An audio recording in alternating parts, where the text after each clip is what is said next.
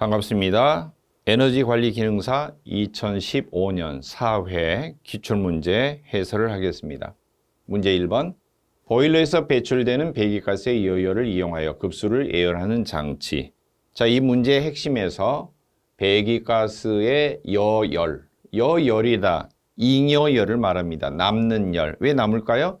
보일러 본체에서 연소가스의 열을 다 흡수하지 못하고 미처 흡수하지 못하고 굴뚝으로 빠져나가는 배기가스 중에 포함된 열을 말합니다. 그 열을 다 방출하게 되면은 연료율이 많이 떨어지겠죠. 아무튼 흡수를 해줘야 되는데 배기가스 여열을 흡수를 해주는 이러한 장치를 가리켜서 폐열 회수 장치 또는 같은 말로 남는 열을 회수한다. 그래서 여열 장치. 그리고 이 배기가스의 열을 마저 다시 한번 흡수를 해주면은 버려지는 열이 줄어들기 때문에 효율이 올라가게 되겠죠. 그래서 열 효율 증대 장치.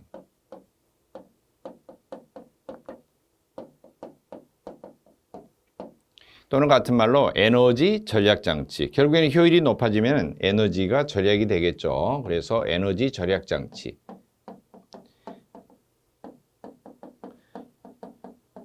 이렇게 다양한 명칭으로 부르고 있습니다. 자, 그래서 배기가스의 여열을 이용을 해요. 그리고 찬물을 바로 보일러에 넣는 게 아니라 급수를 따뜻하게 해서 공급을 합니다. 그러면 이러한 종류가 몇 가지나 있느냐? 연소실이 있다. 그러면은 연소실에서 타고 나온 배기가스가 굴뚝으로 빠져나가기 전에 굴뚝을 연돌이라고 하고요. 그 다음에 수평 부위는 연도라고 합니다. 연도, 길도자를 써요. 연기가 빠져나가는 길. 길이 수직으로 된 길은 없죠. 도로도 거의 수평이거나 약간 경사지거나. 그 다음에 연돌은, 돌이란 말은 굴뚝이에요. 우리나라 말로는. 돌은 소슬돌자를 말합니다. 돌출되어 있다. 수직으로 올라와 있다. 바로 이 연도 부분에 배기가스의 여열을 흡수하는 장치를 설치합니다. 차례대로 과, 제, 절, 공. 네 가지 장치를 설치하고요. 과는 과열기를 뜻합니다. 과열기. 절은, 제는 제열기. 절은 절탄기. 고는 공기예열기. 이렇게 네 가지 장치가 순서대로 되어 있고요. 배기가스의 열을 흡수하는 폐열 회수 장치 문제는 설치된 순서도 자주 물어보고 각각의 역할도 자주 물어보고요. 그 다음에 각각의 종류도 간혹 물어봅니다.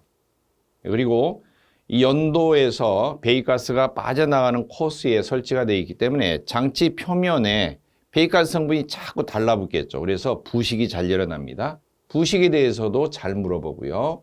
부식은 연소실 앞쪽에는 뜨거운 채로 부식이 일어나고 뒤쪽에 두 가지 장치는 약간 식은 상태에서 부식이 일어나기가 쉽습니다.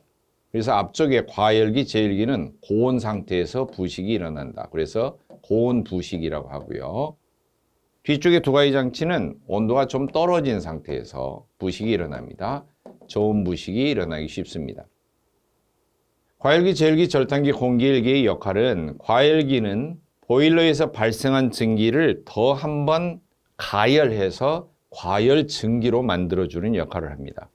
그리고 제열기는 증기 사용처에서 사용하던 증기를 완전히 식어서 응축수가 되기 전에 다시 회수해서 증기 상태로 재탕해서 가열을 해주는 걸 보고 제열기 그렇게 말합니다. 절탄기는 보일러에 공급되는 보일러 본체에 물을 공급하는데 찬물이 아니라 따뜻하게 데펴진 물을 공급하면 그만큼 연료를 적게 사용해도 금방 물이 끓겠죠. 따라서 급수를 예열을 해주면 연료가 절약이 됩니다. 따뜻한 물 데피는 것과 찬물 데피는 게 차이가 있죠. 하지만 우리나라가 6.25 이후에 전 국토가 초토화되어 있을 때 그 이후에 산업화가 다시 시작된 거 아니겠어요?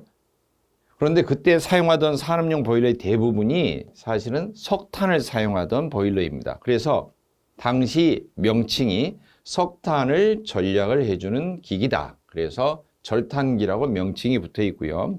요즘에는 사실 석탄 떼는 보일러는 거의 드물죠. 최소한 기름 아니면은 가스를 사용하는 보일러죠. 뭐 굳이 어거지로 표현한다면 기름을 절약한다 그러면 절유기, 가스를 절약한다 그러면 절가기, 조금 이상하지만. 그래서 연료 절약기 이렇게 표현을 해야 되는데 이미 명칭이 절탄기로 이렇게 적용화되어 있습니다. 영어로는 명칭이 한 가지입니다. 가스든 석탄이든 상관이 없이 경제적인 상태로 운용을 할 수 있도록 해준다. 그래서 이코노마이저 그렇게 부릅니다. 이코노마이저. 이코노미 경제적인 영어 단어가 있죠. 그래서 이코노마이저라고 부르고요. 공기 열기는 보일러에서 연소실에 연료가 들어가는데 연료 위에 공기도 들어가죠. 연료와 공기가 들어가는데 두 가지 다 따뜻하게 예열을 해서 연소실에 집어넣으면 연소 효율이 좋아집니다. 불이 잘 탄다는 거죠. 찬 공기 넣는 것보다 뜨거운 공기를 넣는 것이 좋죠. 그래서 보일러에 공급하는 연소용 공기를 미리 한번 데펴서 들어가는 거, 그게 공기 열기입니다. 물론 연도를 통과해서 공기 코스를 통과해서 연소실로 공급되게 합니다. 문제 해설에 보면은 배기가스 열을 이용해서 급수를 예열한다. 그러니까 답이 절탄기가 되겠죠. 절탄기. 답 한번 확인해 보도록 하겠습니다. 자, 답은 3번 절탄기가 되겠죠. 다시 해설, 폐열 회수 장치, 과열기, 제열기, 절탄기, 공기열기 차례대로 역할이 적혀 있습니다. 자, 문제 2번. 목표값이 시간에 따라 임의로 변화되는 거. 자동 제어 문제이죠. 자동 제어 방식은 시퀀스 제어가 있고요.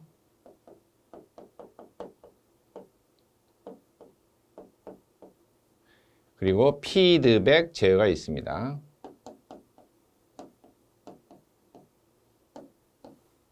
이 시퀀스 제어는 순차적으로, 순차적으로 이게 핵심이고요. 정해진 순서에 따라 순차적으로 진행이 되는 자동 제어 방식을 시퀀스 제어 그렇게 말하고요. 피드백 제어는 feed 그러면 영어로 FOD 음식이 푸드죠.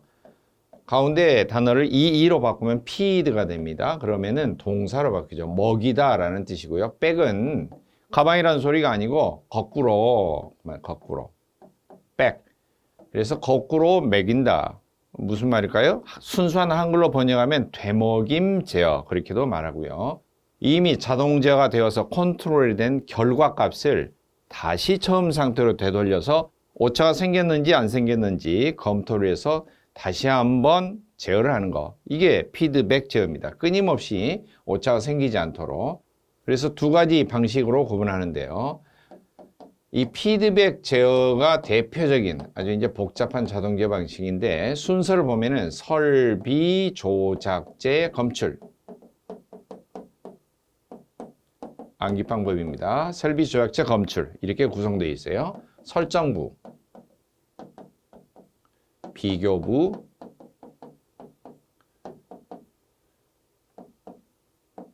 조절부, 조작부, 그리고 제어 대상.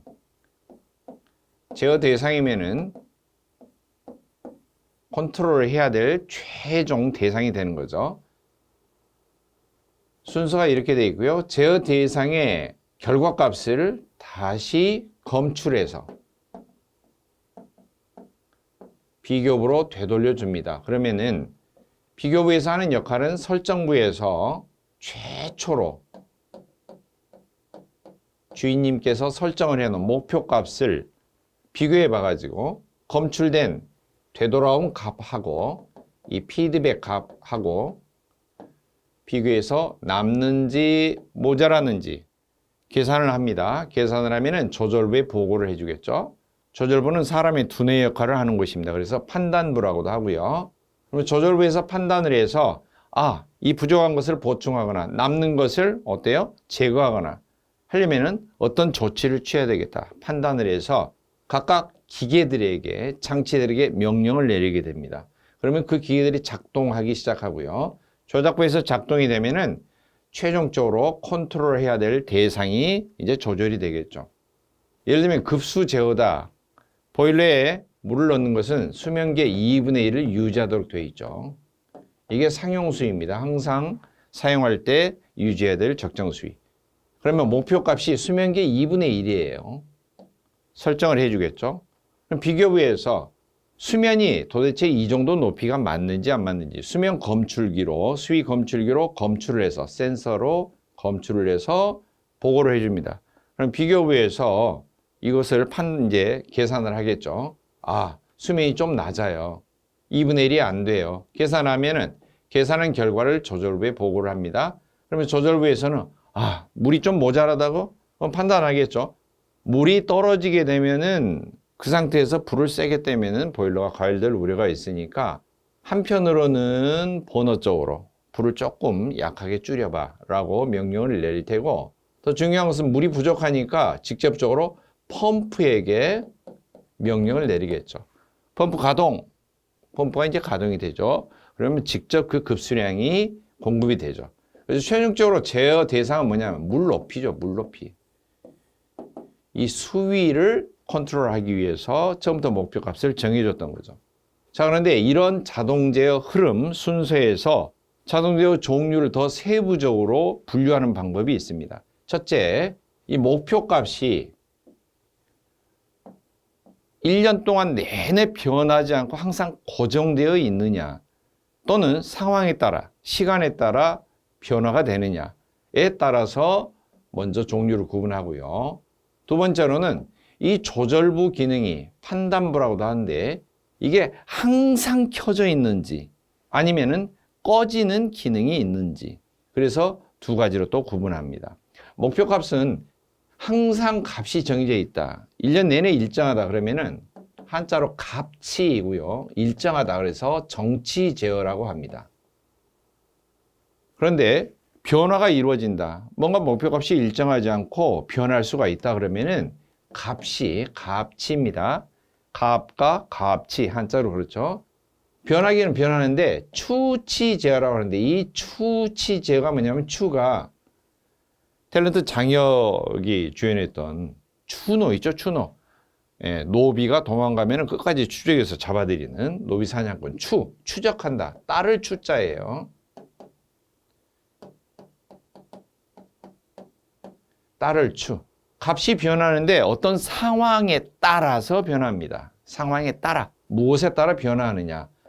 그래서 추치 제어는 더 세부적으로 나누면은 비율 제어, 일정한 비율로 변화가 이루어진다. 또는 미리 프로그램이 된 상태로 제어가 된다. 프로그램이 이미 입력이 되어 있어요. 그러면 그 프로그램에 따라서 이렇게 변화가 이루어진다. 또는 내 마음대로 임의로 변화가 이루어진다. 임의로. 여기서 말하는 것은 임의로는 임시적인 뜻으로. 아무도 모르죠. 마음대로 변화가 되는 거예요. 이렇게 되면 뭐라고 그러냐면은 자유가 지나치면은 방종 그렇게 말하죠. 방종. 예? 방종이죠. 그래서 변하기는 변하는데 방종하다. 놓을 종자예요. 그래서 딸을 추에 놓을 종자를 써서 임의로 변한다 그러면은 추종 그렇게 말해요. 전부 다 이제 한자식의 표현이라서 조금 수험자분들이 좀 헷갈릴 수도 있습니다. 익숙치 않을 수도 있고요. 그래서 임의로 변화한다 그러면은 추종제어라고 합니다. 추종제어. 그리고 자동제어가 하나가 아니고 전체적인 자동제어가 이루어지면은 이 1차 자동제의 결과값이 최종 컨트롤된 값이 두 번째의 자동제어 값으로 목표값으로 입력이 되는 거. 그러면은 사실 피드백 제어에서도 늘상 검출부에서 검출을 해낸 이 피드백 값이 항상 약간씩 변화가 있을 수가 있겠죠, 사실. 그것 때문에 조절부가 계속 작동을 해서 그 오차를 줄여주기 위해서 계속해서 피드백이 이루어지면서 조절을 하고 있는 거죠. 그런데 이 결과값이, 여기에서 최종 결과값이 두 번째 자동 제어의 첫 번째 목표값으로 다시 입력이 되는 거예요. 그러면 사실 이 결과값은 일정하게 되는 게 아니라 미세한 변화가 이루어져 있겠죠. 따라서 두 번째 자동 제어 입장에서는 목표값이 일정하지 않은 셈이죠. 아무튼 간에 좀 변화가 있는 셈이죠. 이런 자동 제어 방식은 캐스케이드 그렇게 말합니다. 캐스케이드 제어. 자, 그래서 추치 제어에는 비율 제어, 프로그램 제어, 추종 제어, 캐스케이드 제어 이렇게 구분을 하고요. 비율 제어의 대표적인 것은 뭐냐면은 보일러 연소 조절을 할 때 공기량의 변화는 연료량이 얼만큼 늘어나고 줄어드냐에 따라서 공기량이 똑같은 비율로 늘었다 줄었다 하는 거죠. 공기량을 공급을 할 때 마음대로 변화되는 게 아니라 연료량에 따라서 일정한 비율로 따라서 변화가 이루어집니다. 그런 것을 이제 비율제어라고 볼 수가 있습니다. 그래서 지금 임의로 변화한다 그러면은 추종이 되고요. 비율제어는 일정한 비율로, 프로그램은 처음에 이미 입력이 된 프로그램 값에 따라서 변화가 이루어지는 것이고, 캐스케이드 제어는 자동 제어가 1차 자동 제어, 2차 자동 제어 이렇게 구분이 되어 있을 때 두 번째 자동 제어의 입장에서 볼 때 1차 자동 제어 값이 약간씩 변화가 이루어진 그 자체가 목표 값으로 들어가기 때문에 변화가 이루어지는 거고요. 그 다음 조절부의 기능에 따라서 조절부가 항상 작동이 되느냐 아니면 꺼지는 기능이 있느냐에 따라서 두 가지로 크게 구분하고요. 이 조절부가 어떻게 작동이 되느냐, 만약에 오프 스위치가 있다, 꺼지는 기능이 있다, 아니다, 오프 스위치가 없다 에 따라서 오프 스위치가 있다, 꺼지는 기능이 있다 그러면 연속적이지 않고 중간에 끊는 기능이 있어서 불연속 제어라고 하고요. 그 다음에 오프 기능이 없다, 항상 온 상태다 그러면 연속 제어라고 부릅니다. 연속 제어는 세 가지가 있는데요. 비율이 아니고 비례 제어, 그 다음에 적분 제어, 미분 제어.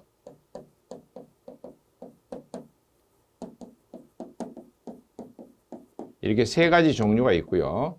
비례, 적분, 미분을 짬뽕시킨 것도 있습니다. 비례, 적분, 비례, 미분, 비례, 적분, 미분 이렇게 짬뽕시킨 것도 있습니다.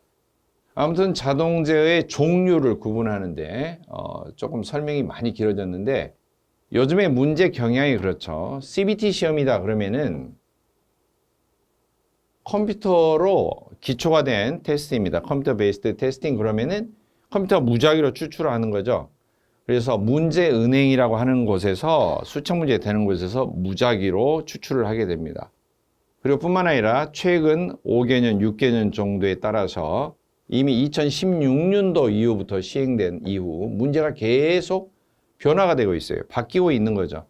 옛날에 종이로 시험 봤던, 지필고사로 봤던, 그리고 문제가 시험 끝나자마자 공개가 됐던 그런 상황과 다른 거죠. 비공개로 되어 있고 이 지필고사 시절에 나왔던 문제를 거의 100%에 가깝게 전부 다 바꿨다고 보시면 됩니다. 그래서 똑같이 문제하고 답 이런 식으로 외워서 공부를 하는 것은 실패할 확률이 높습니다. 개념을 철저히 이해해야죠. 아무리 문제를 약간씩 바꾸고 지문을 바꾸더라도 그 개념 자체를 바꿀 수는 없으니까요. 그래서 이렇게 자세히 설명이 이루어진 겁니다. 자, 답은 몇 번이라고요? 2번 추정제어가 되겠습니다. 설명했던 내용 전부 다 결과가 이렇게 설명이 되어 있죠. 자, 문제 3번. 보일러 부속품 중 안전장치에 속하는 것. 안전장치는 보일러의 파열 사고를 방지하는데 초점이 맞춰져 있습니다. 보일러의 파열 사고. 보일러 그러면 어떤 경우에 터질까? 파열은 터지는 걸 말하죠. 첫째, 증기 압력이 엄청 높아졌을 때, 보일러 본체 철판의 강도상으로 견딜 수 없는 상태가 됐을 때, 그러면 증기 압력이 이처럼 급격하게 높아졌을 때 작동되는 건 뭐가 있을까? 두 번째, 저수위가 됐을 때, 물이 너무나 낮은 상태가 되죠. 물이 적은 상태에서 불을 떼고 있으면 보일러가 과열이 되고 철판은 뜨겁게 열받으면 점점 물렁물렁해지겠죠. 그러면은 파열 사고가 이어지겠죠. 그리고 연소실이 폭발된, 연소실 내부에서 덜 탄 미연소 가스 같은 것이 폭발이 일어날 수가 있습니다. 뭐 기타 등등 몇 가지가 있겠지만 가장 중요한 건 이거죠. 압력이 초과됐을 때, 그다음에 물이 저수위로, 안전저수위 이하로 떨어졌을 때, 그리고 연소실 내에서 가스가 폭발됐을 때. 자, 증기압력이 갑자기 올라가게 된다, 견딜 수 없는 상태가 된다 그러면 증기압력 제한기가 작동이 되고요. 설정된 압력을 감지하고 있다가 설정된 압력이 초과되면은 바로 증기압력 제한기가 신호를 보냅니다. 그리고 이런 상황이 되면은 물이 떨어졌다거나 압력이 초과됐다거나 또는 연소실 폭발할 위험이 있다 사전에 그런 것이 감지가 되면은 최종적으로 누구한테 연락을 하냐? 전자밸브한테 연락을 합니다. 전자밸브는 버너 직전에 설치가 되어 있는 밸브인데요. 전자밸브가 신호를 받으면 연료를 차단해 버립니다. 차단하면 당연히 버너가 꺼지게 되겠죠? 보일러가 다 꺼져버리면, 보일러가 정지해 버리면 사고가 일어날 수가 없죠. 증기압력 제한기는 설정된 압력을 초과되는가를 보는 것이고요. 보일러 최고 사용 압력까지 설정을 해 놓는 게 아니고 보일러 최고 사용 압력의 80% 정도만 사용할 수 있도록 그렇게 설정을 해 놓고요. 이게 작동이 됐는데도 뭔가 여러 가지 문제가 있어서 이게 작동이 제대로 안 돼서 보일러 꺼지지 않았다. 증기압력이 계속 올라간다. 그러면은 보일러 최고 사용 압력 바로 직전에 증기 자체를 아예 밖으로 배출하는 게 있어요. 그게 뭐예요? 안전밸브. 자, 안전밸브이고요. 그 다음에 저수위, 물이 떨어졌을 때는 고저수위 경보장치. 역시 마찬가지로 물이 너무 많이 들어있어도 안 되고요. 그 다음에 안전을 유지하게 한 최저수위, 수면제 하단입니다. 안전저수위가. 안전저수위 이하로 떨어졌을 경우에 불을 계속되면 과열사고가 일어날 수 있기 때문에 저수위, 안전저수위로 떨어졌을 때 역시 전자밸브에게 신호를 보내서 연료를 차단할 수 있도록 해주고요. 그 다음에 연소실이 폭발할 우려가 있는 경우는 뭐가 있냐면은 갑자기 연소 도중에 불씨가 꺼졌어요. 화염이 꺼져 있는데 불이 꺼졌다 해도 화염이 꺼졌다 해도 연료 분산은 계속 이루어지기 때문에 만약 그런 상황이 되면은 타지 않은 연료만 계속 연소실에 분사가 되는 것이 되겠죠. 그러면 다시 그것이 재점화될 때 그 덜 탔던 가스가 폭발을 일으키게 되겠죠. 그래서 늘 화염 상태를 감시하는 화염 검출기가 설치되어 있고요. 화염 검출기는 불꽃을 감시해서 불이 꺼지는 것, 실화 및 점화 초기에 불착화되는 것을 감지하고 있어서 전자밸브한테 신호 보내서 버너를 꺼주도록 연료 차단하도록 하고요. 그런데 이런 게 또 안 됐을 때 진짜로 연소실이 만약 폭발 사고가 일어났다. 그러면 폭발된 가스가 보일러 본체 정면에 있는 버너 쪽으로 튕겨 나와서 보일러가 또는 터지는 걸 방지하기 위해서 연소실 후부 쪽에 뒤쪽에 딸깍딸깍 열리는 문을 놔두죠. 그것을 방폭문이라고 하고요. 폭발된 가스가 뒤쪽으로 빠져나가서 보일러가 터지지 않도록 해주는 겁니다. 자, 그 다음에 고저수위 경보기는 센서에 의해서 작동되는 것인데요. 그것 이외에 센서가 아니지만 보일러 물이 떨어졌다. 본체인데 밑에가 연소실이다. 근데 물이 안전저수위 이하로 떨어졌어요. 근데 불을 떼고 있어요. 그러면은 보일러가 전체적으로 과열사가 일어나겠죠. 이럴 때를 대비해서 설치하는 게 있는데요. 연소실 상부에 이렇게 쐐기 모양으로 마개를 막아 놓습니다. 이것을 녹을 수 있는 마개, 그래서 가능하다, 녹을 용자 써서 가용전이라고 하는데요. 이 전은 한자 표현으로 전은 마개일 때 전이라고 하고요. 간혹가다 표현이 변하고 나오는데 똥이란 소리가 아니고 변은 밸브를 한자 표현으로 변 그렇게 말합니다. 예를 들면 주증기 밸브다 보기 중에 그러면 주증기 변, 증기 변, 그리고 감압 밸브를 감압 변. 예전에 표현 방법으로는 그렇게 쓰기도 했습니다. 그래서 변은 밸브, 전은 마개다 라고 생각하시면 되고 가용전은 가용 마개. 연소실 상부에 이처럼 마개로 막아 놓는데 주성부는 주석하고 납으로 이렇게 합금으로 되어 있고요. 주석과 납이 주성부인데 물이 가득 채워져 있을 때는 열을 다 물에서 빼앗아 가기 때문에 이게 녹지 않아요. 그런데 수면이 떨어져서 저수 이하로 떨어지면은 이게 많이 열받아서 마개가 녹습니다. 그러면 이 뚫려진 구멍으로 소량의 남은 물과 증기가 쏟아져 내려와서 이 작은 구멍으로 증기가 엄청난 고압의 증기가 쏟아져 나오니까 예전에 증기기관차, 열차 출발할 때 기차역에서 삐 하고 소리 울리는 것처럼 엄청난 큰 소음이 발생하고 그리고 쏟아져 나온 그 소량의 물과 증기가 연소실에 타고 있는 불을 화력을 줄입니다. 물론 가스보일러, 기름보일러는 이 말이 맞지 않는데 예전에 산업화 초기에 우리나라에는 석탄 떼던 거를 생각해 보면 석탄은 전자밸브가 설치되어서 석탄을 갑자기 차단한다 있을 수 없는 일이죠. 전자밸브는 배관으로 연료가 공급되어 있는 그런 상태에서만 작동이 되는 거고요. 석탄을 떼는 보일러에는 그런 전자밸브가 없죠. 그러니까 석탄 어떻게 해요? 불을 갑자기 꺼야 되는데 화력을 죽일 수 있는 방법이 없죠. 그래서 가용마개가 녹으면서 이 위로 물이 쏟아지면서 증기까지 쏟아지면은 석탄의 화력이 줄어들겠죠. 이처럼 저수위일 때 사용될 수 있는 게 가용전이라고 하는 것이 있죠. 종류가 엄청 많아요. 초점은 다 무엇에 맞춰져 있느냐? 파열사고, 폭발, 보일러가 터지는 것을 막아주기 위한 것입니다.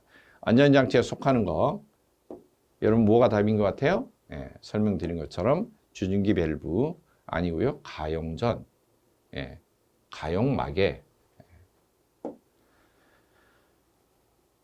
증기 밸브는 증기를 개폐, 열고 닫고 하는 거고요. 유량계는 유량을 재주는 거죠. 흘러가는 양을 재주는 거. 급수량계, 급유량계, 뭐 가스 미터기 이런 거 종류들이 있고요. 그리고 여러 가지 뭐 지시장치도 다 포함되고요. 자, 증기 압력을 가마 밸브는 일정한 압력으로 낮춰주는 거예요. 사실 보일러 본체에서 발생한 그 고압의 증기를 사용처에서 사용하기 좋은 상태로 낮춰주는 것을 감압 밸브, 감해준다, 줄여준다라고 하는 거고요. 보일러에서는 감압 밸브라는 말로 표현을 하지만 예를 들면 가스 같은 경우에는 가스의 압력을 조정해 준다. 그래서 정압기 또는 가스 압력 조정기 그런 식으로 표현을 하죠. 보일러에서는 감압 밸브라고 합니다. 문제 4번. 캐비테이션의 발생 원인이 아닌 것. 캐비테이션은 공동현상이라고 합니다. 캐비테이트, 텅 비어있다. 공동현상. 공동현상은 어떤 개념이냐면은 주로 원심식 펌프에서 발생을 한대요. 펌프실에서 회전차가 돕니다. 자, 흡입이 됩니다. 중심부로. 그러면은 토출로 나갑니다.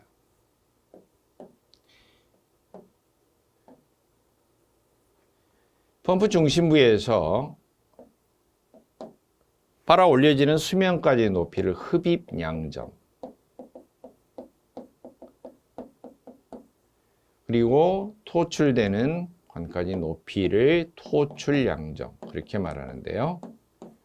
양정 그러면은 끌어당긴다, 거리. 정은 거리고요. 양은 끌어당긴다. 이런 이야기입니다.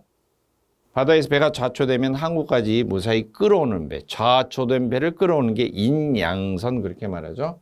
그리고 정은 도로에 보면 이정표 있죠. 어디까지 방향, 몇 킬로미터 거리가 남아있다. 이렇게 표현을 해주죠.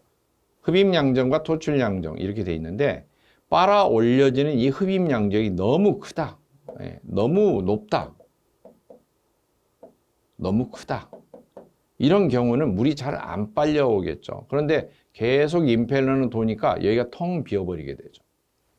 이런 경우. 두 번째로는 이 빨아 올려지는 관이 너무 좁아요. 그러면 유속이 엄청 빨라집니다. 흡입되는 유속이 빨라지면서 유속이 빨라지면 어떤 현상이 생기느냐? 압력이 뚝 떨어져요. 압력이 떨어집니다. 자, 속도가 빨라지는데 압력이 떨어진다. 기차역 같은 데 보면은 사람이 이렇게 서 있죠. 대기선에. 앞에 기차가 슉 지나가면은 사람이 튕겨 나오는 게 아니라 빠른 속도로 흘러가는 그 주변은 압력이 떨어져요. 그래서 사람이 서 있다가 기차가 지나가는 내 몸 앞쪽에 있는 공기압력과 등 쪽에서 밀고 있는 공기압력이 차이가 나죠. 앞쪽에는 빠르게 흘러가는 물체가 지나가서 옆으로 미는 압력 자체가 줄어들고요. 뒤쪽에는 공기압력이 그대로 남아있기 때문에 사람이 앞으로 이렇게 빨려 들어갑니다. 앞으로 빨려 들어가는 거죠. 이렇게 빨려 들어가는데 속도가 너무 빨라지면은 압력이 떨어지는 게 됩니다. 그런데 이 액체 가운데에서 압력이 떨어지면 액체 속에 녹아있던 여러 가지 기포 성분이 많이 발생하게 돼요. 그래서 상부에 기포가 차게 되는데요.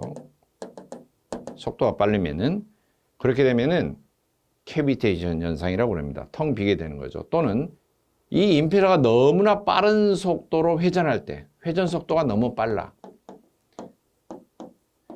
그러면은 너무나 빠르니까 유속이 너무나 빨라지겠죠. 그러면 자체적으로 압력이 떨어지면서 수중에 있던 기포가 많이 발생하게 됩니다. 상부에 기포가 차게 되겠죠. 이런 경우입니다. 그리고 또는 이 유체가 흘러갈 때, 물이 흘러갈 때 자체적으로 온도가 상승됐다. 사이다 같은 경우도 온도가 뜨거워지면 속에 녹아있는 기포가 다 위로 떠오르죠.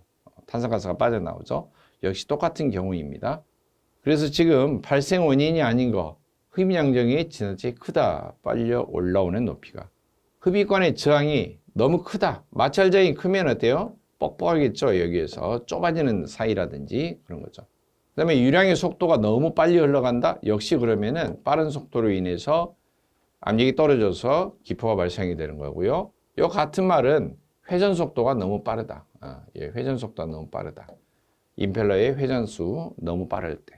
그 다음에 갈로네의 온도가 상승되었을 때 이런 경우는 캐비테이션이 발생할 수가 있습니다. 따라서 해당 사항이 없는 거. 작은이 아니고 큰 경우죠. 큰 경우. 사회선당의 지문에 보면은 통째로 이게 문장을 바꾸는 게 아니라 아주 그냥 글자 한 글자 두 글자를 살짝 바꾸죠. 자, 이것을 방지하려면은 이제 방지 대책도 개념을 알아야 되겠죠. 방지하려면은 흡입양정을 줄여주는 거죠. 설치 높이를 좀 낮춰주는 거죠. 흡입관을 크게 하는 거예요.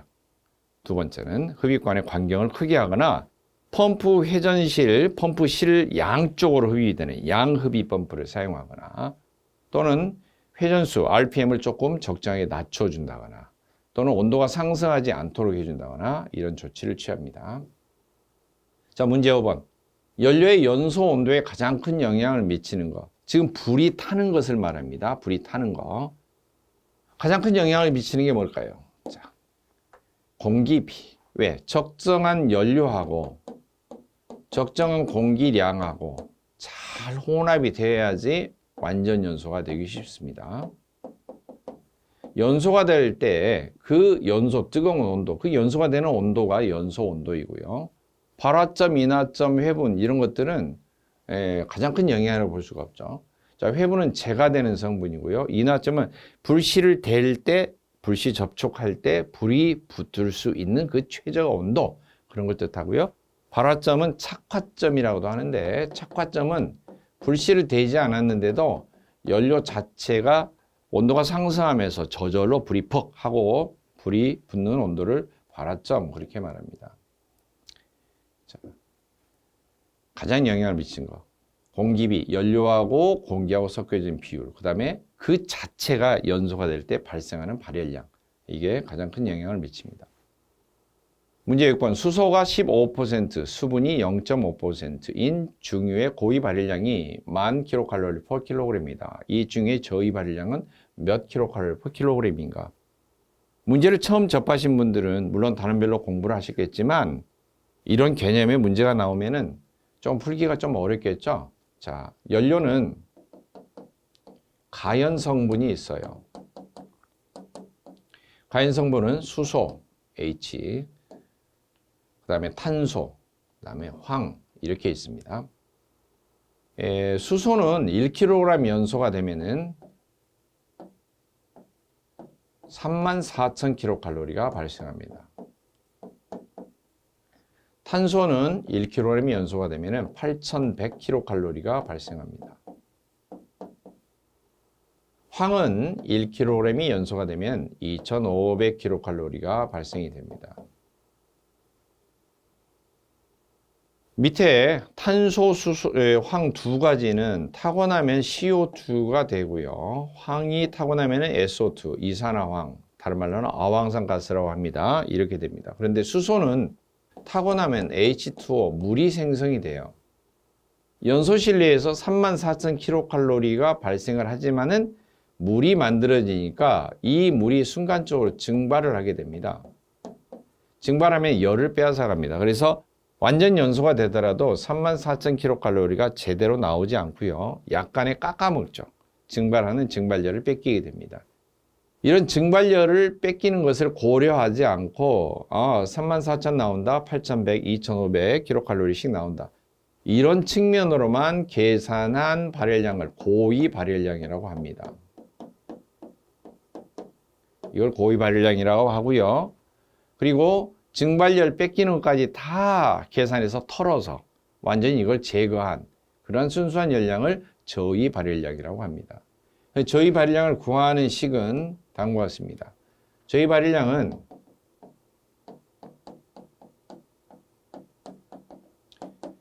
고위 발열량 빼기 증발할 때 빼앗아가는 증발열 대략적인 거. 근데 우리가 일반적으로 공부할 때 증발잠열 같은 경우는 그냥 100도씨 상태에서 535kcal/kg입니다. 그렇게만 암기하고 있어요. 그런데 이것은 100도씨 물이 100도씨 증기로 될 때 539kcal이라는 것이고요. 연료는 100도씨 이게 아니고 상태가 실내에서 뭐 연료를 저장하고 있다. 그러면은 그 저장하는 온도가 있겠죠. 그래서 상온에서 저장을 하는 거, 지금 같으면 약 40도부터 저장 탱크에 이렇게 저장이 되는데요. 그 온도 상태에서부터 100도까지 온도가 또 올라가고 그 다음에 수증기로 날아가고 이걸 다 고려를 한 걸 말합니다. 그래서 약 600kcal씩 빼앗아 간다 이렇게 계산을 하고요. 곱하기 생성이 되는 물의 양입니다. 근데 생성이 되는 물의 양은 두 가지가 있는데요. 첫째는 연료 중에 수소 성분. 연료 중에 수소 성분이 타면은 물이 만들어지죠. 근데 연료 중에 처음부터 있던 물기, 수분도 있어요. 기호를 W라고 외웁시다. water. 수소 성분은 H라고 외웁시다.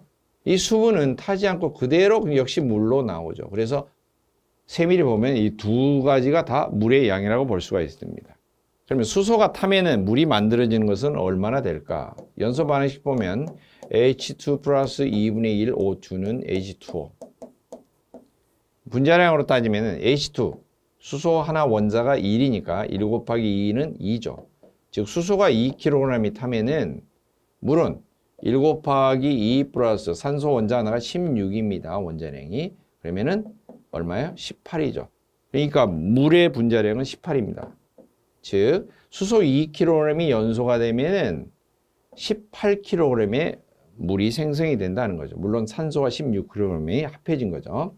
즉 9배가 형성이 되는 거죠. 그래서 증발열은 얼마씩 빼앗아 가냐면은 계산을 해보면은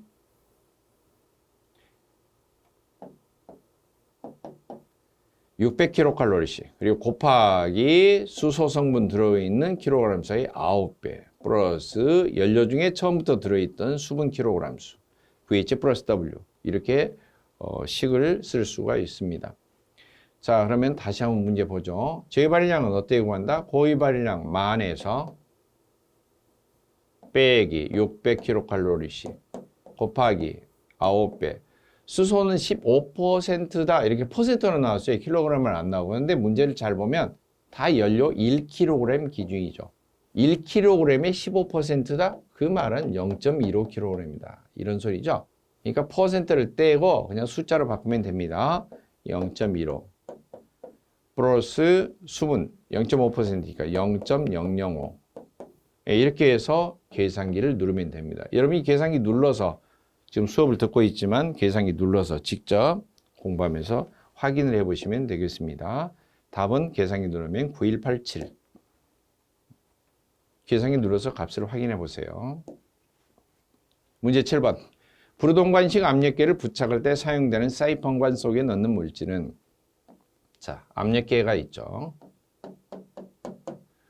압력계가 있으면은 보일러 본체 압력계를 물론 직접 부착합니다. 보통 또는 연결관을 통해서 부착을 합니다. 그런데 이 증기가 고온의 증기가 바로 다이렉트로 압력계로 들어가면 이게 뜨겁게 열받아요. 증기가 너무 뜨거우니까. 그러면 이 압력계는 뜨거운 증기가 들어가면 압력이 너무 세서 압력계가 깨질까요? 압력계가 보통 파손되는 원인은 압력 때문에 깨지는 경우는 드뭅니다. 왜냐하면은 보일러에 사용하는 최고 사용 압력이 10기압짜리다. 그렇게 봅시다. 그러면 압력계 눈금은 얼마냐? 최고 사용압력의 1.5 내지 3배까지 견딜 수 있는 표시가 된 압력계를 부착을 하라. 규정이 그렇게 되어 있어요. 그러니까 최고 사용 압력보다도 1.5배나 3배까지도 견딜 수 있다는 소리죠. 단순하게 이 보일러 증기 압력 때문에 깨지는 일은 거의 없습니다. 그렇다면 언제 깨지느냐? 급열, 급냉, 열에 의해서 깨진다. 따라서 고온의 증기가 다이렉트로 압력계로 들어가는 것을 막기 위해서 돼지꼬리 모양으로 이렇게 꼬부라진 관을 부착한 다음에 압력계를 연결하도록 되어 있어요. 이 꼬부러진 관을 사이폰관이라고 하고요. 사이폰 또는 사이펀 그렇게 말하고요. 이 사이폰관의 속에는 내부에는 물을 채워넣도록 되어 있고요. 따라서 증기가 밀려 들어가면은 이 증기가 미는 힘에 의해서 물이 밀립니다. 이 사이는 물론 비어 있고요. 그래서 물이 쫙 밀려 들어가기 때문에 물이 뜨거운 고온의 증기가 직접 압력계에 접촉하는 것을 막아주는 거죠. 그래서 안쪽에 채우는 것은 물이고요. 물은 80도 이하를 유지하도록 되어 있어요. 자, 뭘 채운다? 물을 채운다. 그렇게 볼 수가 있겠죠. 다 확인해 보죠. 4번 물입니다. 이건 규정이죠. 그리고 사이폰관에 지름 6.5mm 이상의 것을 부착을 한다. 이렇게 되어 있고요. 여기에 관련된 규정들 하나하나가 다 시험 문제에 해당하는 것들이죠. 문제 8번. 집신장치의 종류 중 건식 집신장치의 종류가 아닌 것. 집은 집합, 모은다. 진은 먼지, 재 같은 걸 말합니다. 굴뚝으로 빠져나가는 배기가스 중에 먼지, 재 이런 게 있으면 그대로 빠져나가면은 주변에 다 대기 오염이 되겠죠. 그래서 반드시 먼지 또는 재를 걸러주도록 되어 있고요. 빠져나가는 미세한 재죠. 이 집진장치를 설치를 의무화하고 있는데 면제되는 게 있어요. 이걸 제외한다. 우리나라 규정에 보면은 이제 가스를 사용하는 가스용 보일러는 집진장치 설치를 면제합니다. 제외합니다. 그 이외에는 전부 다 집진장치를 설치해야 되고요. 집진장치는 배기가스 뜨거운 채로 그대로 그냥 걸러주는 건식이 있고요. 그 다음에 배기가스 중에 좀 물속을 통과시키거나 또는 분수처럼 물을 뿌려주거나 그래서 물을 이용해서 제거를 해주는 습식이 있어요. 습식은 이제 여러 가지 종류가 있는데 대표적으로 세정식, 깨끗하게 씻어줍니다. 새가 세수한다, 씻을 세자죠. 건식에는 중력식이 있고요. 통로를 길게 하면은 결국에는 배기 가스보다 재가 되는 먼지 같은 거, 재가 되는 것은 조금 아무래도 무게가 더 나가겠죠. 그러니까 가는 도중에 떨어지겠죠. 또는 방향을 확 꺾어요. 가는 방향을, 통로를. 그러면 가스는 부드럽게 빠져나가는데 덩어리가 좀 큰 먼지들은 어때요? 방향 전환을 잘 못하고 그 자리에 톡톡 떨어지겠죠. 이것을 관성력식. 그 다음에 배기가스를 밑으로 회전을 시켜서 다시 위로 고스를 이렇게 빠져나게 하면은 쫙 속에 포함된 먼지들은 밑으로 회전하면서 그냥 밑으로 방향을 잡아서 밑 방향으로 떨어져서 밑에 집신통으로 이렇게 떨어지게 되고요. 가스는 다시 위로 올라가서 굴도로 빠져나가게 하는 원심력식. 이 원심력식은 다른 말로 사이클론식이라고도 하고요. 현장에 제일 많이 설치된 일반적인 집신장치가 사이클론식입니다. 이런 종류가 있고 그 다음에 정전기로 책받침 예전에 보면은 문질러서 머리에 대면 또 종이 이렇게 부스러기 되면은 달라붙죠. 이런 정전기를 이용해서 먼지 또 재를 갖다가 끌어당기는 전기식이 있습니다. 전기식은 같은 말로 코트레일식이라고도 하고요. 자, 그러면 해당이 안 되는 거, 건식하고 관계가 없는 거 있죠. 건식에 또 하나 빠졌네요. 백필터식, 여과식이라고 합니다. 이건 가방이라는 소리예요. BAG, 필터. 필터 주머니, 여과 주머니를 통과를 시켜서 마치 진공 청소기처럼 그렇게 먼지를 걸러주는 백필터식이 있고요. 자, 세정식, 가압수식, 물을 뿌려주는 거죠. 압력을 가해서 물을 분수처럼 뿜어주는 방식, 가압수식. 이것은 습식에 해당됩니다. 습식. 문제 9번. 수관식 보일러에 속하지 않는 거. 60문제 중에서 보일러 종류, 특징, 2단원에 해당되는 문제가 앞으로 이제 3가지 정도 나오는데, 보일러 종류, 주로 명칭이죠. 명칭. 종류의 명칭. 그리고 특징.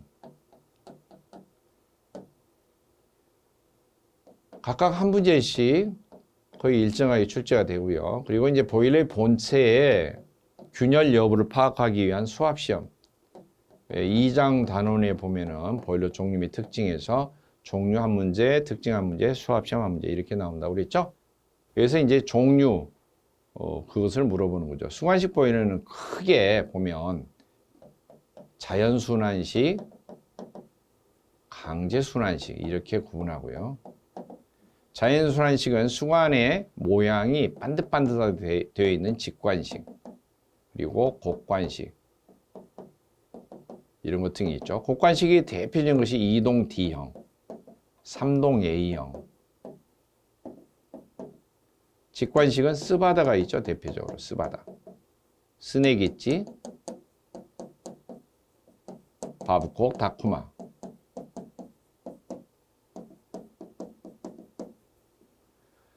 자, 그러면은 해당이 안 되는 거 뭘까요? 이평행관. 이평행관은 원통형 보일러에 속합니다. 수관 보일러하고 원통 보일러 크게 종류 구분할 때 원통형 보일러에 이평과 횡형이 있습니다.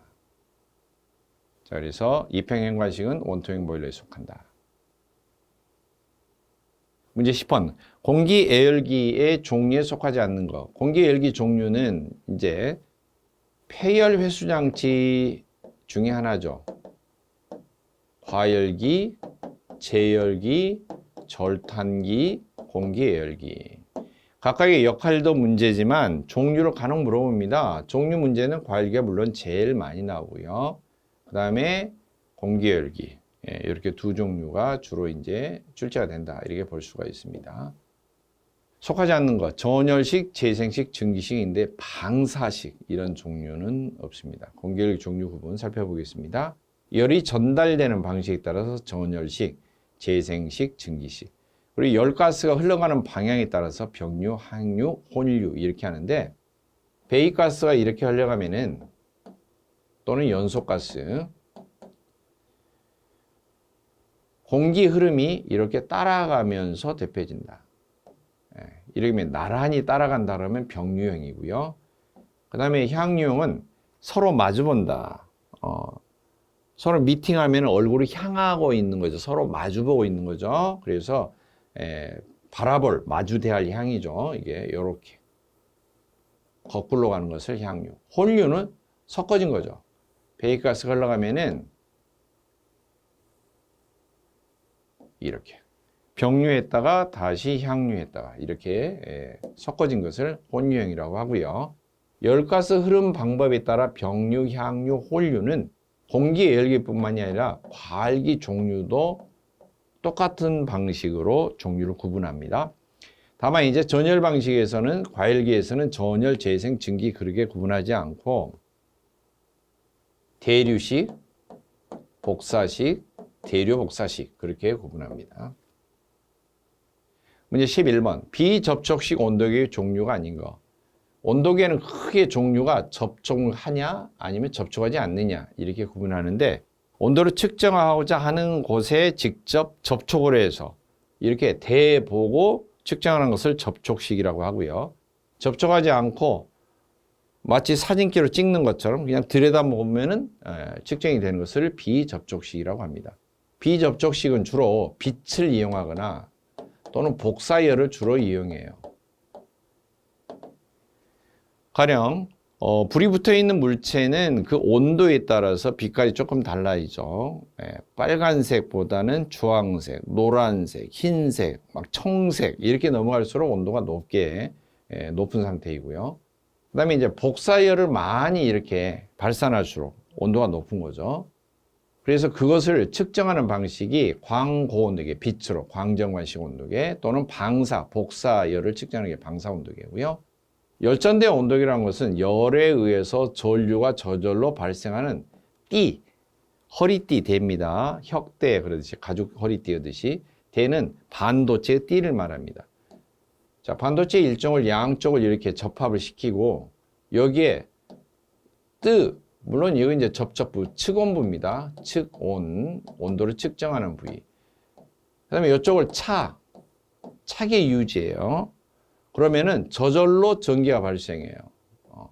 그래서 전류값을 측정하면은 많이 측정이 될수록 온도차가 많이 발생이다. 보통 이 차게 되는 것을 기준을 정해서 일정한 온도를 이쪽을 유지해주고요. 0도 정도 유지해주고 이 뜨거운 쪽의 온도가 얼마나 뜨거우냐에 따라서 더 전류값이 많이 발생하는데 이런 것을 열전대라고 하고요. 그리고 열에 의해서 전기가 저절로 일어난다. 기전력이 발생한다. 이런 것은 재백 효과라고 합니다. 이 재백 효과를 이용을 해서 만든 온도계가 열전대 온도계 그렇게 부를 수가 있습니다. 반대로 전류를 흘려주면은 똑같은 원리인데 전류를 흘려주면 이제 오히려 뜨거워지고 차갑고 이렇게 온도차가 발생하는 경우가 있어요. 이런 것은 펠티어 효과라고 합니다. 펠티어 효과. 열에 의해서 전력이 발생되는 이런 원리는 재백 효과는 온도계로 사용이 되고요. 전류를 흘려주면 온도차가 발생한다. 이 차가운 쪽을 이용하죠. 뭘로? 냉동으로 이용합니다. 이러면은 전자식 냉동이라고 합니다. 자, 저기에서 문제는 종류가 아닌 거 직접 접촉을 해봐야 된다 이거죠. 대표적으로 사람 체온계 예전에죠. 뭐 겨드랑이에 넣고 입안에 꽂아 놓는 그런 체온계 그런 것들도 다 열전대 온도계고요. 그다음 공기 온도를 재는 공기하고 직접 접촉하죠. 실내 온도계 같은 거 이런 것들도 다 접촉식 온도계. 지금 해당 사항이 없는 거 종류가 아닌 거 뭘까요? 열전대 온도계가 되겠습니다. 문제 12번. 보일러의 전열 면적이 클 때의 설명으로 틀린 거. 전열 면적은 한쪽에는 연소가스, 한쪽에는 물이 접촉하고 있는데 연소가스가 접촉하고 있는 쪽에서 측정한 면적을 전열 면적이라고 해요. 전열 면적이 넓다 그러면은 열을 빨아들일 수 있는, 흡수할 수 있는 면적이 넓기 때문에 훨씬 많은 열을 단위 시간당 짧은 시간에 많이 열을 흡수할 수가 있겠죠. 열을 많이 흡수하면 당연히 증발량이 많겠죠. 증기가 빨리빨리 발생하겠죠. 예열 시간도 빨라지겠죠. 그리고 많은 열을 빨리 흡수할 수가 있으니까 효율이 높아지겠죠. 손실이 적어지겠죠. 그리고 증기가 많이 생기기 때문에 보일러의 용량은 증기 발생량으로 보통 따지지 않습니까? 용량이 커질 수밖에 없죠.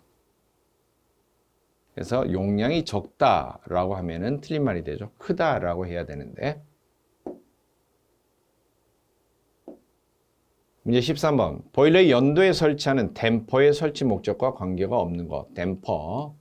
현장에서는 댐퍼를 일본식 영어 발음으로 담빠 그렇게 하는데 틀린 발음으로 하시면 안 되고요. 댐퍼. 댐퍼는 연도 내에서 배기가스 흐름을 차단하기도 하고요. 열어서 흘러가기도 하고요. 살짝 닫아서 좀 덜 빠져나가게 하면은 연소실의 압력을 높여주기 위한 것도 해당이 되고요. 너무 연소실의 압력이 높으면 활짝 열어서 잘 빠져나가기도 하고요. 그래서 이 빠져나가는 코스의 압력도 조절해서 통풍력도 조절할 수도 있고요. 그 다음에 연소가스 흐름을 차단해 줄 수도 있고 주연도, 부연도라고 하는 것은 연도가 그냥 한 길로만 되어 있는 게 아니라 가령 절탄기 같은 경우는 물이 흘러가는 코스인데 보일러가 가동해서 불이 타면은 연소가스가 막 엄청 뜨거운 것이 흘러나오겠죠. 그런데 절탄기 속에 물이 흘러가느냐? 처음에는 흘러가지가 않습니다. 절탄기 속에 물이 흘러간다는 것은 보일러의 물이 수면이 증기 발생이 많이 돼서 뚝 떨어져서 아, 물이 떨어졌네. 그럼 물 공급해야 되겠네.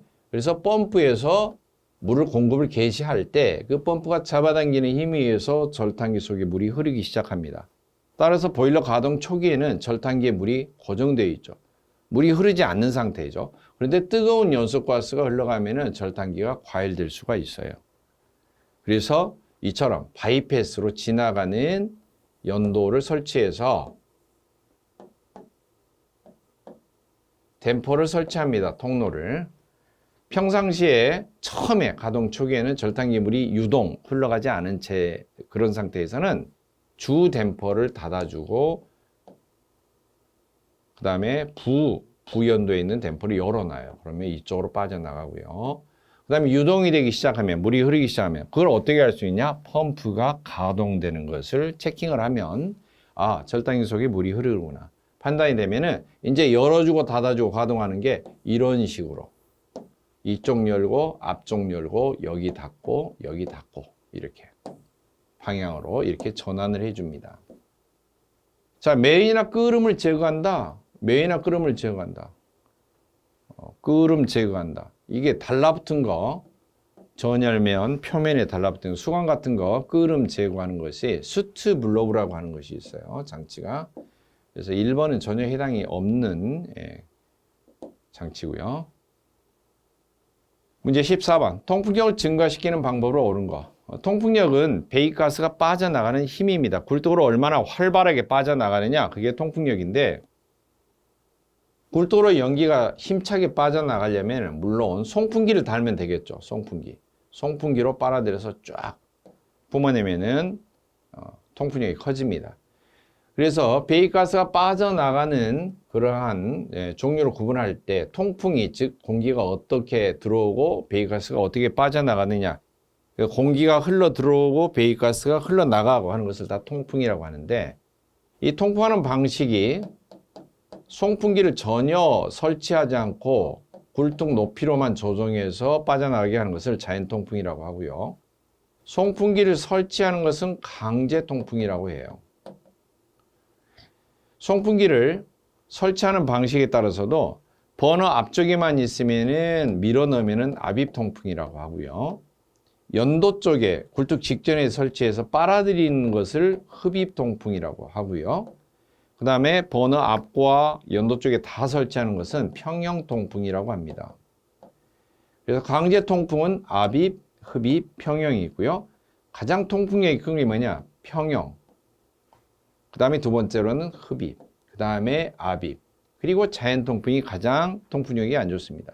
보통 통풍력을 증가시킨다라고 하는 경우는 자연 통풍에서 해당되는 말인데요. 자연 통풍에 통풍력을 증가시키는 거, 굴뚝을 높이는 거죠. 굴뚝. 한자로는 연기가 나가는 솟은 부분, 연돌의 높이를 높인다.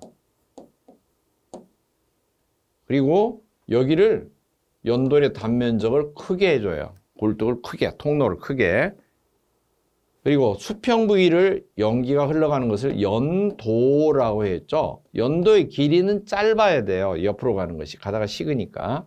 연도의 길이는 짧고 되도록이면 반듯하게 연도가 꾸불꾸불 이렇게 굴곡부가 있지 않도록. 그리고 배기가스가 뜨거울수록 잘 빠져나갑니다. 물론 배기가스를 뜨겁게 하면 통풍력은 좋아지지만 보일러 효율적인 측면에서는 떨어지게 되겠죠. 아무튼 방법적으로는 해당이 됩니다. 그래서 옳은 것 보면은 공부할 때는 이제 틀린 것도 알아야죠. 어느 부분이 틀렸는지. 연도는 짧고 맞습니다. 연돌은 낮게, 이건 틀린 말이죠. 연도는 길고 연도, 수평 부위는 길고 그랬으니까 틀리죠. 짧게 하죠. 연돌의 단면적을 작게, 이것 자체도 틀린 말이죠. 연도를 크게 해야죠. 배기가스 온도는 낮춘다. 차게 하면 안 되겠죠. 뜨겁게. 연도는 짧고 굴곡부는 적게, 꼬부러진 부분 적게. 이렇게 돼야겠죠. 답은 당연히 4번이 됩니다. 그러면 나머지 설명했던 그림으로 설명했던 부분이죠. 자, 문제 15번. 연료의 연소에서 환원염이란, 그런데 불꽃을 구분할 때 염은 월화수목금토일 때 불화자죠. 불화가 위아래로 겹쳐 있으니까 얼마나 강력한 불꽃이 되겠어요? 큰 불꽃이 되겠죠. 이게 불꽃염입니다. 한자로. 그래서 불꽃을 말하는데 버너 출구에서 나가는 불꽃이 공기가 너무 많아. 연료와 공기가 혼합이 돼서 분사가 되는데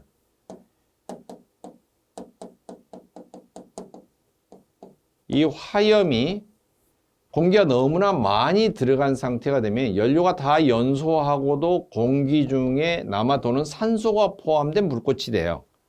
이런 불꽃을, 즉 과잉 공기가 너무나 많다. 그러면은 불꽃에 산소가 많이 포함된 불꽃이 형성이 되는데 그것은 산화염이라고 하고요. 그 다음에 공기가 부족해요. 그러면 산화의 반대 불꽃이 됩니다. 산화의 반대니까 바다화입니까? 그게 아니라 산바다가 아니고 화학에서는 산화의 반대는 환원이라고 그래요. 환원. 예. 환원. 그래서 환원염이라고 하는 것은 공기가 부족할 때죠. 산소 부족으로 인한 화염이다. 예. 그다음에 공기 위가 너무 크다라는 것은 공기가 너무 많이 들어가니까 이건 산화염이죠. 산소가 많이 포함된 화염이죠. 같은 말이죠. 연료를 완전시킬 때 화염입니다. 완전 요소시킨다라고 하는 경우는 공기가 일단은 공기비 1 이상이 돼야 되겠죠. 근데 완전 연소가 되어도 공기가 대량으로 많아도 연소가 되기는 합니다. 그래서 4번 같은 경우는 좀 애매한 표현이죠. 자, 따라서 산소가 부족할 때 환원염이라고 합니다. 공기가 부족하면 불완전 연소가 되어서 화염 중에 덜 탄 CO가 좀 많이 포함되어 있고요. 역시 공기가 부족한 상태의 불꽃 환원염 특징이고요. CO가 많이 포함되어 있고요. 공기비가 과다해서 과잉 공기가 많이 들어가면은 연소 후에도 남아도는 산소, 과잉산소가 많이 포함되어 있어요. 이걸 산화염이라고 하고요. 산화염은 뜨거운 채로 산소가 많이 포함되어 있는 그런 상태이기 때문에 부식을 많이 일으킵니다. 연도 내부에. 자, 문제 16번. 보일러에서 화염 유물을 검출한다. 그러면은 화염 검출기죠. 스택 스위치에 대한 설명으로 틀린 거. 화염 검출기는 세 가지가 있습니다. 화염의 빛을 감지하는 거, 그리고 화염의 이온화 현상을 감지하는 거, 그리고 화염에 열이 나는 것을 이용하는 거. 빛을 감지하는 거, 빛은 눈으로 보는 거죠.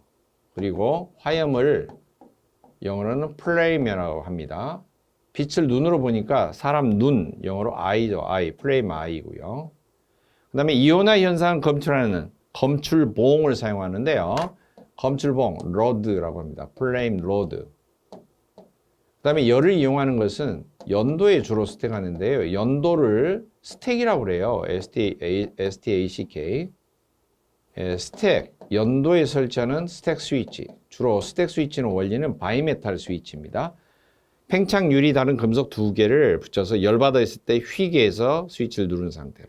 이제 꺼지면은 탁 제자리로 돌아오는 거죠. 특징상으로 작동하는데 수십 초가 걸려요. 원상태로 되는데. 그래서 동작이 빨리빨리 이루어져야 되는 또는 위급한 상황이 빨리 대처를 해야 되는 대용량 보일러 이런 데는 부적합하고요. 소형 보일러에만 사용이 되고 주로 연도에 설치한다. 자, 그래서 틀린 거 그러면 버너 용량이 큰 곳에 사용이 되면은 큰일 납니다. 이 작동이 되고 검지를 하는데 상당 시간 소요가 되기 때문에 불이 꺼져 있는 채로도 이미 전자벨가 빨리빨리 작동이 돼서 연료를 차단하고 보일러를 정지해야 되는데 동작이 늦으면 안 되겠죠. 그래서 해당 사항이 없는 것, 틀린 것은 버너 용량이 큰 곳에는 부적합하다. 그렇게 보시면 됩니다. 문제 17번. 3요소식 보일러 급수 제어 방식. 보일러 급수 제어는 보일러 전체를 작동하는데 자동적으로 컨트롤하기 위해서 사용되는 것은 전부 다 보일러 자동 제어 그렇게 말하고요. 영어로는 오토매틱으로 자동으로 보일러를 제어 컨트롤한다. 그래서 오토매틱 보일러 컨트롤 약자를 ABC라고 합니다. 그럼 보일러를 자동으로 제어하는 것은 무엇을 제어할까? 첫째로는 급수 제어입니다. 보일러 물 넣는 것을 자동으로 컨트롤하는 거죠. 급수는 물을 공급한다, 먹인다. 그래서 feed water control, FWC라고 하고요. 그 다음에 불 떼는 것을 자동적으로 제어한다. 자동 연소 제어. 자동 연소 제어. 그러면은 연소 상태를 오토매틱으로 컨트롤한다. 그래서 오토매틱으로 연소는 컴뷰션 그렇게 말합니다. C-O-M-B-U-S-T-I-O-N 컴뷰션. 그래서 오토매틱으로 컴뷰션 상태를 컨트롤한다. ACC 그렇게 말하고요. 세 번째로는 증기 온도를 제어하는 거예요. 증기 온도를 제어하면은 스팀의 템퍼레이처 온도를 제어한다, 컨트롤한다. 그래서 STC라고 하고요. 나머지 여기에 언급되지 않는 것은 기타 제어 그렇게 구분하고 영어 약자는 로컬 중앙방송이 아니고 지방방송 그러면 로컬 방송 그렇죠? 로컬 LOCAL 로컬 그래서 뒤에 띄고 약자는 LC 로컬 컨트롤 이렇게 구분합니다. 그런데 이 급수 제어를 물어본 거죠.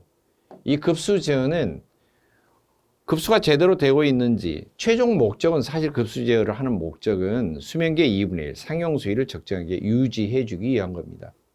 그래서 여러 군데에서 센서를 가지고 측정한 값을 데이터를 가지고 정밀하게 급수 제어를 합니다. 그래서 한 군데에서만 센서를 측정을 하는 거, 두 군데에서 측정하는 거, 세 군데에서 측정하는 거. 그래서 이걸 전부 다 1요소씩, 2요소씩, 3요소씩 그렇게 구분하고요.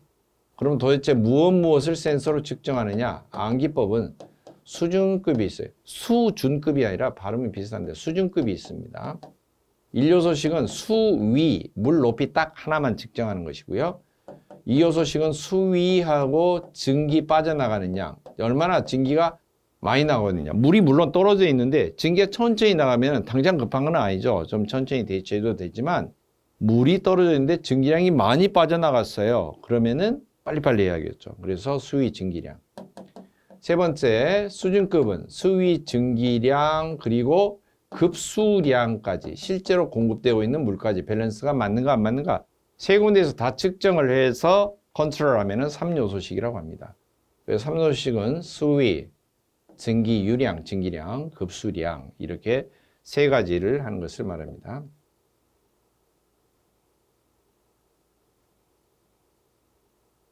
18번 대형 보일러인 경우에 송풍기가 작동이 되지 않으면 전자배로가 열리지 않고 점화가 진행이 되지 않도록 하는 거예요. 보일러 가동 초기에 점화가 되기 전에는 연소실 내부에 혹시나 모를 그 전날 가동을 하고 멈췄지만 혹시 모르니까 연소실 내에 미연소 가스, 덜 타고 남아있는 가스라든지 이런 것을 전부 다 배출을 해야 돼요. 즉 한마디로 환기를 해야죠. 연소실 내부를.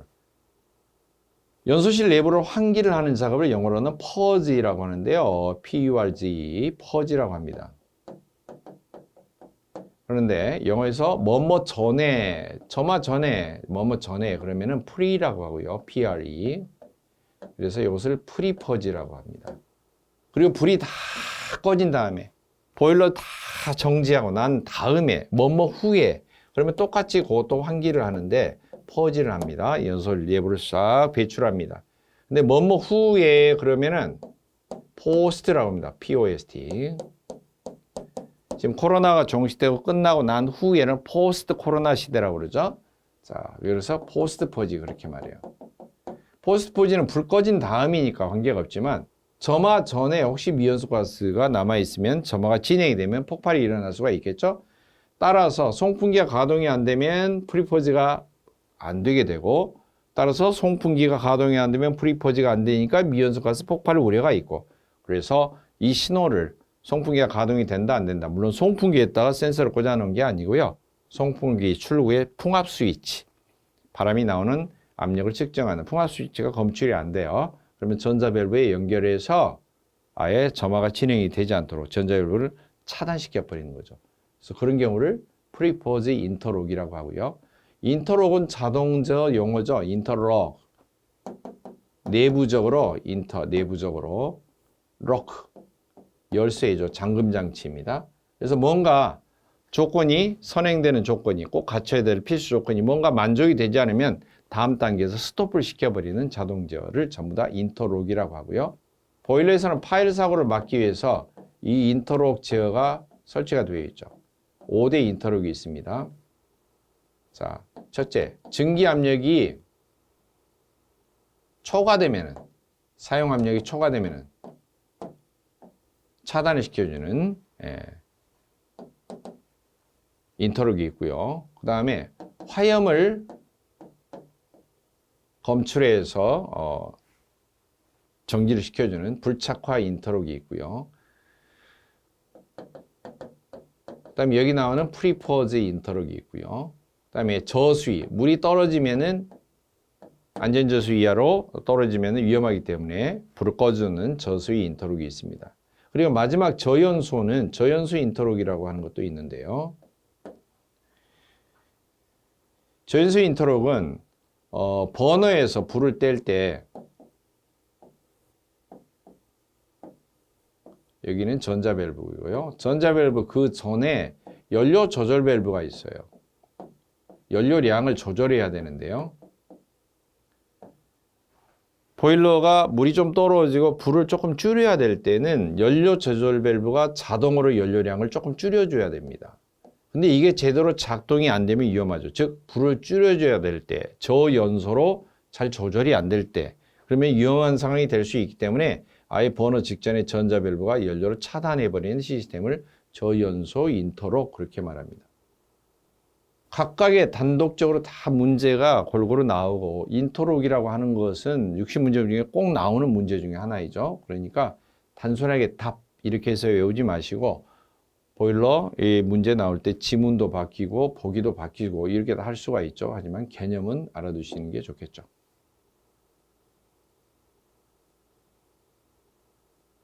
19번 수위의 부력에 의한 플로트 위치에 따라서 연결된 수은 스위치로 작동하는 형식으로 중소형 보일러에 가장 많이 사용하는 저수위 경보장치.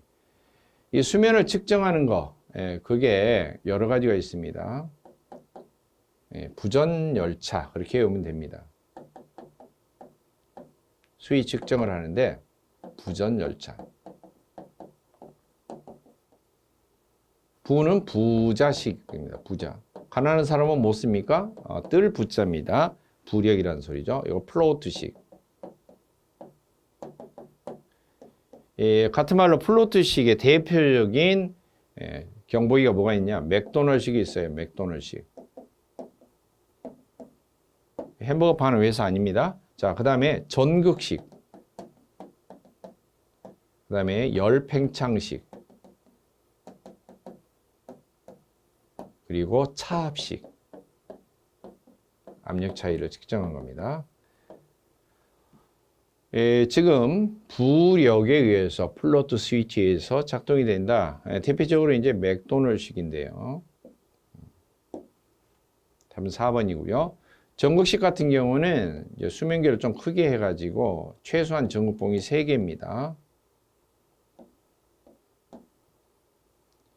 이 안전저수위로 경보를 울려주고 버너를 차단시켜주는 전자밸브의 신호를 보내는 안전저수위용 수면계 밑바닥. 그 다음에 상용수위의 2분의 1, 50% 정도를 기준으로 물이 좀 떨어지면은 보일러가 가동될 수 있도록 해주는 저수위 검지용이 있고, 물이 어느 정도 차 올라오면은 펌프를 다시 정지를 시켜주는 고수위를 감지하는 저수위용, 고수위용, 그리고 안전저수위용, 이렇게 최소한 3가지가 전기 꽂아져 있는 형태입니다. 부력이 의한 거기 때문에 맥도널식이 답이 되겠죠.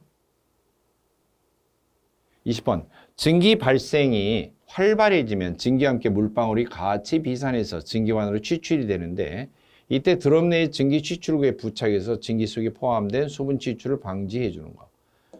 자, 이게 보일러 수면에서 증기가 격렬하게 발생한다. 그런데 막 물방울도 같이 튀어나온다. 이게 증기를 뺄 때 같이 딸려가지 않도록 주증기 밸브에 취출하기 직전에 커다란 관을 설치하고 거기에서 구멍을 작게 뚫어서 대량의 증기가 안 빠져나가고 살살 빠져나가게 해주는 거.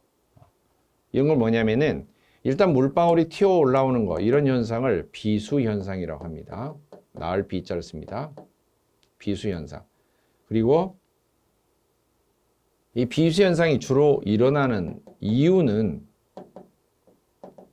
비수현상이 프라이밍인데요. 사이다 같은 경우도 병뚜껑 압력가에서 꽉 닫아놨다가 병뚜껑 갑자기 이렇게 개봉하면 빵 트면은 속에서 팍 사이다 이렇게 기포 올라오면서 톡톡톡 튀어 올라오죠. 이제 프라이밍입니다. 그게 압력이 갑자기 떨어졌을 때, 즉 증기 밸브를 열었는데 많은 양의 증기가 갑자기 확 달려 나가면은 여기가 압력이 떨어지면은 이 속에서 격렬하게 비등을 하면서 작은 물방울이 튀어 올라오는 현상입니다. 그래서 압력이 갑자기 빠지지 않도록 해주는 방법은 뭘까? 방법은 여러 가지가 있겠지만 첫째로는 증기 밸브를 서서히 개방하는 거예요. 급격하게 압력이 떨어지지 않도록. 그래서 증기 밸브 조작하는 방법은 서서히 개방한다. 또 하나는 증기가 많은 양이 확 한꺼번에 많이 못 빠져나가도록 작은 구멍을 통해서 서서히 빠져나가도록 해주는 관을 설치하는 거예요. 그 관을 보고 비수 방지관이다 그렇게 부릅니다.